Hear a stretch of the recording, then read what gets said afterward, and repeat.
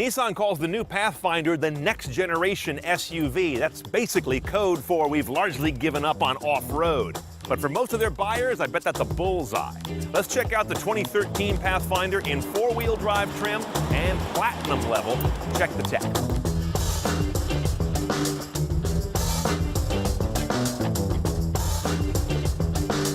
Now, the last Pathfinder was this big, horrid-looking thing, like something the Pentagon would put out an RFP for.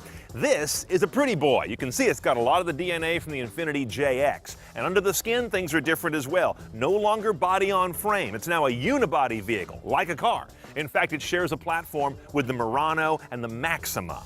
The big engines are gone too. You used to get a 4-liter V6 or a 5.6 V8. No more. Now, single engine, 3.5-liter V6, an old standby. If you're having trouble spotting the new generation Pathfinder, just look for the second row door handles. For the first time ever, they're not on the C-pillar. They're down on the door. Now inside, this thing is Infiniti everywhere. Yeah, it's a Nissan, but they've really brought a lot of Infiniti cues up in a lot of Nissans lately, and this one's gotten a huge dose of it.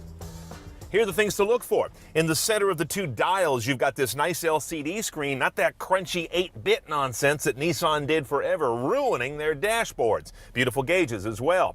Look over here, that's the Infiniti controller we've seen showing up in Nissans for a model year or two, with a rotating ring, an enter button in the center, and these compass buttons around it. All of this is Infiniti stuff, as is this sort of dual dog bone layout of the climate controls below it there and the audio settings. Now, since we have the platinum trim here, we have some nice features in the dash. The navigation system is one of them. You don't get that in every Pathfinder, as you might imagine. Beyond that, nothing really new here. We've seen this sort of look of map. It'll give you all kinds of different views. There's a great bird's eye view, but it still looks a little childish to me. And sometimes the streets are incredibly tortured. They haven't done a great job of calling out a lot of those street labels in this current generation, which goes back years now. And if you don't want to use the controller or the dedicated buttons or the touchscreen because you're picky that way, you can always use the voice command, which is, I'd say, basic but very robust. Would you like to access phone? Navigation. Navigation. Please say Address. address. What state, please? For Canada. California. California. Now notice how fast I can whip through an address there, but I still have to do it bucket style, one little module at a time, but there's excellent voice prompt commands on the screen, so I don't have to memorize some stupid syntax. That's a good thing. Also on this car, we've got an elaborate camera system, which is weird because we're missing some other technologies for driver assistance, but not camera. If I put this guy in reverse, look what I get. I've got a rear camera, I've got the around view monitor, all 4 angles around the vehicle, and if I hit the camera button again, I get this sort of down corner look at the right front wheel. So you've got an amazing richness of cameras on this vehicle that's part of this platinum trim level. As for the entertainment system, you've got just about everything you care about, and all you're missing are things you don't care about, with the exception of HD radio. I was surprised to not find HD radio on this vehicle, standard or optional. AM and FM and satellite radio, of course, are in there. Sat radio is very responsive in this guy, by the way. It clicks up the information for a new station like that, which I like. Under the aux menu here, you're going to find your auxiliary inputs. As you can see, audio and video are available. There's CD and or DVD here in this slot, and Bluetooth streaming has good meta-tag support. We also have a rear seat entertainment system on this guy that's a little something out of the 90s. You got dual screens in the back that can watch a DVD or a portable plugged in through RCA jacks. But the kids are going to have an iPad. They're never going to use that. Don't waste your money. Now, in its new highly suburbanized role, the Pathfinder is nothing if not a people hauler. So let's see how people get in the third row. As you see, I got a nice big hole right here to do that. If that's too complicated to make happen, it's not worth it. So let's see how easy it is. There's one big lift latch on the shoulder of the seat. You pull that up and just push the whole mess forward. Now I got one over here as well. That's actually quite easy. It gives you a real hole. Once you get back here, you find a bench reminiscent of the one in the reformatory in Oliver Twist, but the bear doesn't care.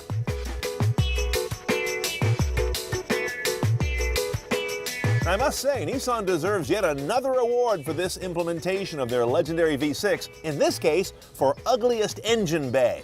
It's just a sea of cheap black plastic. So again, people who buy this thing aren't going to be engine aficionados, and they've gone to the well for the company's standard 3.5-liter V6. Pathfinders used to have either a 4-liter V6 or a big old 5.4-liter V8. Both gone. Smaller engine, but 260 horse, 240 foot-pounds of torque.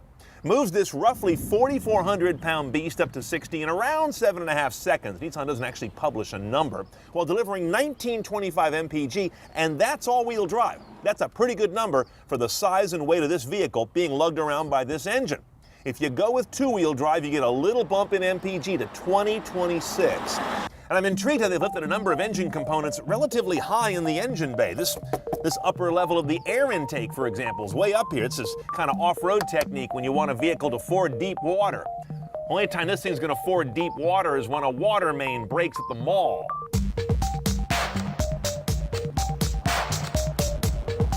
So what's it like driving a 13 Pathfinder? It's like a big old bowl of vanilla ice cream. It's very vanilla. Interestingly, it's one of the few vehicles I've seen lately whose automatic transmission, we'll talk about that in a minute, does not have a shiftable gate or a sport mode or paddles. Now, this is not truly an automatic. It's a continuously variable transmission, and I'm ready to pronounce it perhaps the best ever made. When I got in this car, and I always do my blind taste test when I first get into a car that comes in our garage, I don't look at any of the data. I drive it first. I could have sworn this was an automatic with actual gears. It is not. And that's a testimony to how firm and direct and sort of responsive it is. So nice job on the CVT, but Nissan's always done that. Power delivery is perfectly good as well, but there's nothing urgent or responsive about it. So it's a vehicle that feels like it's sort of not a driver's vehicle in any condition whatsoever. The handling is pretty wallowy. It's not, not dangerously so, but there's nothing exciting about driving this Pathfinder in any way, shape, or form. Let's talk about room inside. This is a nice, spacious vehicle now, which was one of the knocks against the earlier generations of Pathfinder. Real spacious, lots of elbow and shoulder and headroom. If I look back over the corner, dreadful blind spots in the far corners, but the sides are nice and open for good visibility. Okay, let's price a 2013 Pathfinder. Platinum trim, pretty much near the top of the stack, about $42,000. Now, I'd add to that the Platinum Premium package, $2,300 more. It's going to get you that very cool panoramic glass roof over second and third row, tri-zone climate control, fewer arguments about that on a long road trip, and the largely useless rear seat entertainment system. I'd love to pull that out, but it's part of the package, and the deal is pretty good overall. So all in, it's a prettier Pathfinder. It's car-based. It has a one-choice smaller engine, retains credible all-wheel drive, and much better fuel economy. Nothing impressed me about driving it, but that isn't the point in this guy. It hauls people and stuff well while being very suburban, and that's going to be a bullseye on the intended buyer.